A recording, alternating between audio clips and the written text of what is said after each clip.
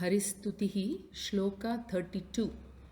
Vijnanamsho yasya satashaktyadhirudho buddhir buddhyatyatra bahirbodhya padarthan naivantastham buddhyati yam bodhayitaram tam samsaradhvanta vinasham harimide. Anvayarthaha Shaktyadhirudhaha yasya satah vijnanamshaha bahihi bodhya padarthan buddhehe atra buddhyati bodhayitaram antastham yam na buddhyati eva tam samsaradhvanta vinasham harimide. Shaktyadhirudhaha.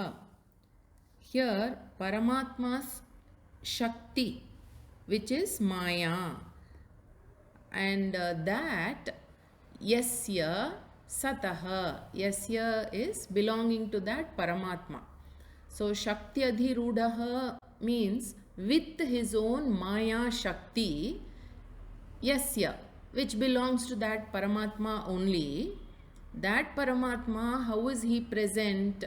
The Swarupa Lakshana is given in the two words Sataha and Vijnana Amshaha. So, with his own Maya Shakti, that Paramatma, Sataha in the form of existence, and then Vijnanamshaha. Here, Amshaha means a part. Although Paramatma is said to be Niramshaha, Niravayavaha, Nishkalaha, he is not made up of any parts. But still, for us to understand, these words are used. So, like as though one part of the all-pervading consciousness, to express that, the word Vijnana Amshaha, Vijnanamshaha, Vijnanasya Amshaha. So here that Vijnana is actually the meaning for Chit. In the Swarupa Lakshana Sat Chit Anandam Brahma, Satchidanandam Brahma. We have been hearing this in the so many previous stotras. So from that Satchidanandam Brahma, Sataha is the word used earlier, and now Vijnanamshaha is the word used to represent Chit, Chit Brahma. So Chit has the meaning of Jnanam also, Jnanam itself. So Vijnanamshaha is like as though being one Amsha, one part of the all-pervading consciousness. So Vijnanamshaha is as though one part of that Chit consciousness is the Jiva. That is the Jiva. Swarupa Jnanasya Amsha Iva. So Swarupa Jnanam means the nature of Brahman is Jnanam or Chit. As though a part of that Brahman has entered this body, and that is the Jiva. So in the form of the Jiva, that Paramatma, what does he do? Buddhehe atra buddhyati.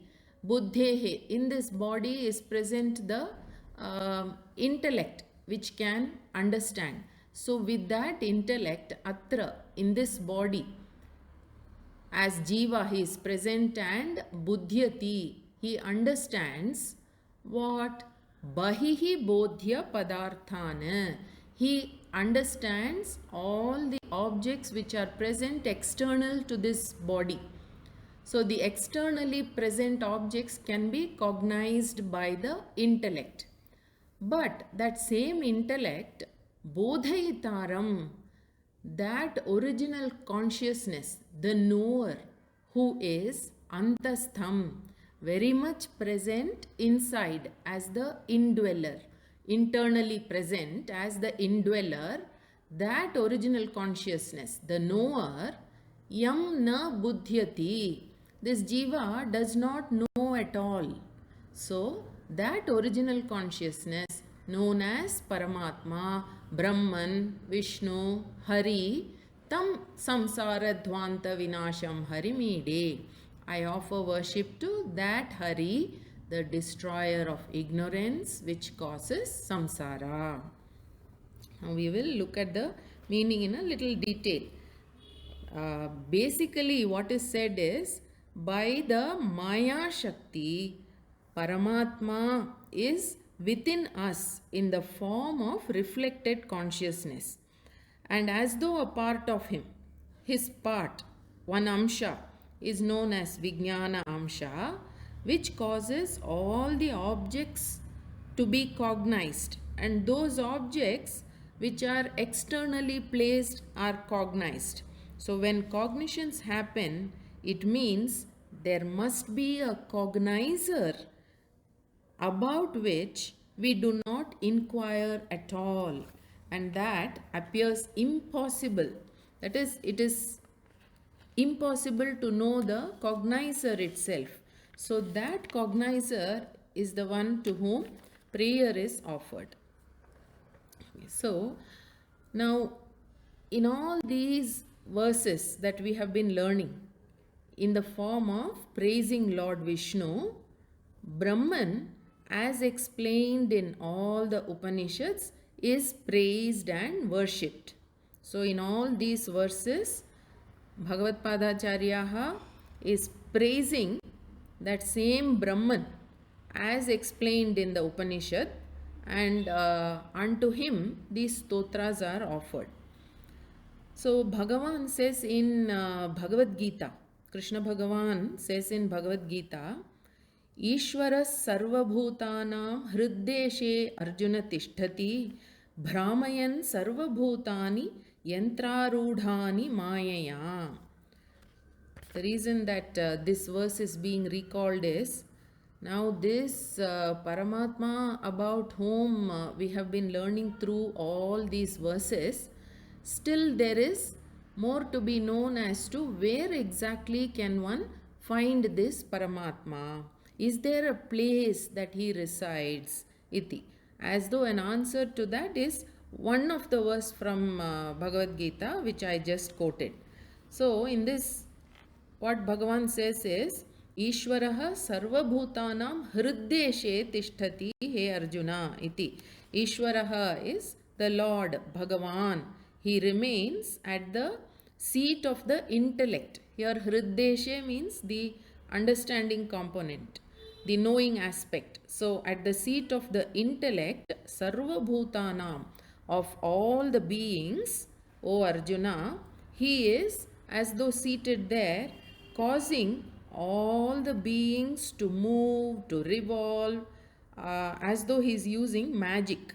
Sarvabhutani Brahmayan, he is impelling all the beings to perform their action. Like as though a magician, yantrarudhani mayaya, using his magic. With Maya, Bhagavan is impelling everyone to perform action. Like as though the magician uses magic to perform all his actions. So it's like as though the figures, the beings are mounted on a machine, and that machine is made to revolve. So this is to be understood like that. When we do some vichara, we know that this body by itself is jada, inert. Bhagavan as the indweller impels the senses to act. Because of the presence of Bhagavan, the eyes are able to see, the ears are able to hear, the tongue is able to taste, and the same tongue is also used to express words, to talk, etc. All such actions are being performed. Such a Bhagavan is internal to every gross medium, body form. But we miss to know him. Everyone misses that. All the senses are placed externally. They can connect with external objects. And they are so conditioned. Habitually, they connect with only the external objects.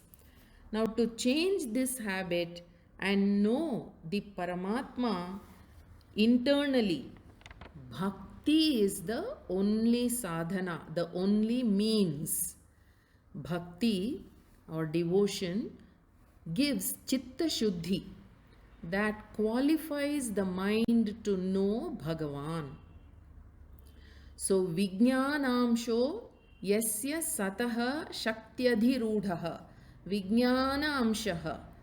It means the knowing aspect which is within us is as though a part of the Chaitanyam, the consciousness in us and everywhere. So, the all pervading consciousness is indeed partless, but in order to understand how all the actions are taking place in this otherwise inert body, it is presented as amsha iva amshaha, as though a part of that consciousness has come in and is there present within us all the time.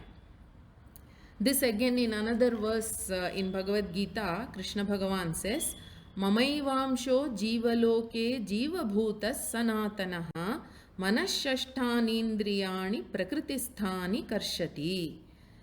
In the world of living beings, jivaloke, jivabhutaha, as a part of me alone exists this jiva.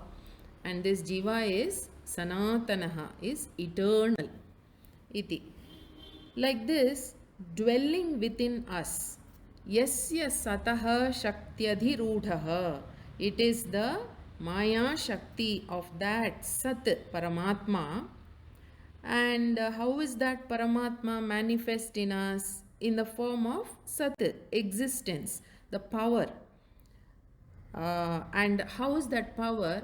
This power is known through actions.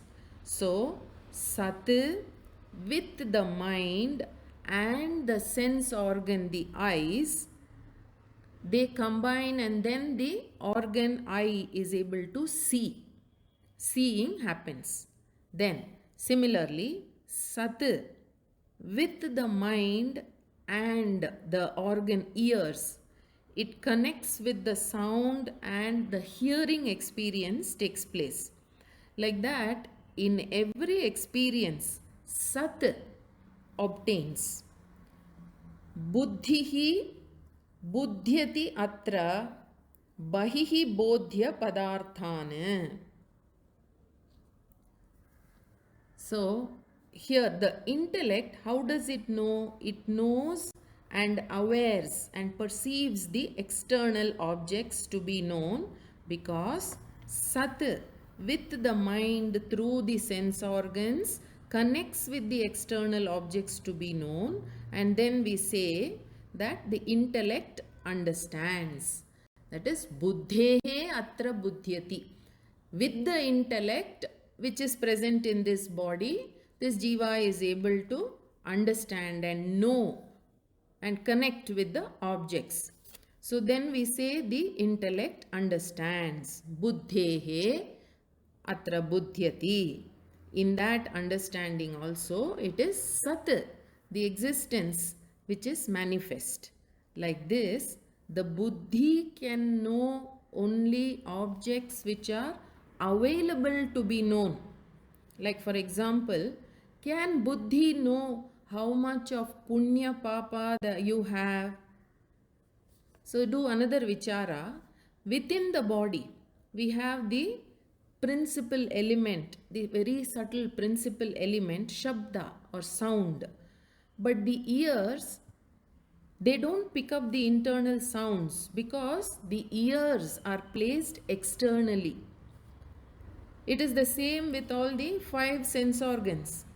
Actually, all the principal elements, rupa, form, rasa, taste, gandha, the smell, shabda, sound, sparsha, sense of touch, these are all present inside also, but they are not picked up by the organs because the organs are externally placed. So we need an X-ray, ultrasound to know the forms which are internal. This buddhi can see the form, color, and the size of any object, but it needs an aid to know and measure. So, the bodhya padarthan bodhayati. That is, what can be known and how much of that can be understood, that much is picked up by the buddhi. So, buddhehe buddhyati means the buddhi is also like an instrument and it aids in knowing only the external objects. It is seen that this buddhi is not able to know the ever present sat, which is the indweller. So, antastham naeva buddhyati. Yam antastham na buddhyati eva. This buddhi does not know that which is always present inside. We hear this expression, I don't know this indweller. Only a buddhiman, intelligent person can know. But if you think about this a little bit, nobody's intellect can know the one who is the indweller. And why is this? The power because of which the eyes can see, the power because of which the ears can hear, the power because of which the nose can pick up smell, etc. Can anyone really know about it? Bodhaitaram, that knower, that one who is the cause for all the understanding that takes place, is not available as an object. That is the reason one cannot know. One cannot know who is antastham bodhaitaram, that bodhritva pradata, that impeller of knowing and understanding everything, that which the buddhi can pick up, that original consciousness cannot be known because there are so many distractions, distracting thoughts which are arising in the mind all the time. This mind is not free from past impressions also. Always from somewhere or the other, some random thought keeps rising. But then that same Paramatma can be known, says Kathopanishad, Drishyate tu agriyaya buddhya, that bodhaitaraha, that knower, original consciousness, is revealed in a refined intellect, an intellect which is capable of staying in one thought process, agriyaya buddhya, an intellect which is endowed with one-pointedness and sharpness to comprehend the most subtle entity also. So, unto that bodhaita, that original consciousness, Paramatma, who is very much inside us, tam samsara dhvanta vinasham harimide, I offer worship. If we know that Sat existence, which is the swarupa of that bodhaita, then this samsara dhvanta, darkness of samsara, is removed. Vijnanamsho yasya satashaktyadhirudho buddhir-buddhyatyatra bahir-bodhya padarthan naivantastham buddhyati yam bodhaitaram tam samsara dhvanta vinasham harimide. Namaste.